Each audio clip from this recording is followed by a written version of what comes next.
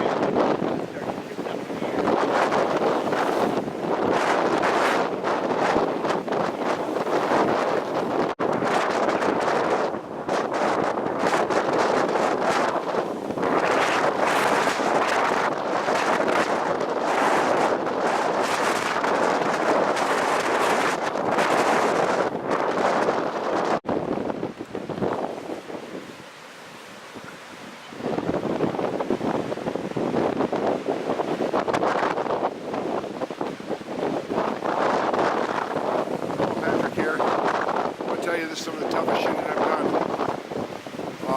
It is very, very windy and extremely cold with the wind chill. And this water hitting you is extremely freezing cold. And it's just getting pelted constantly. On the shores of Lake Superior.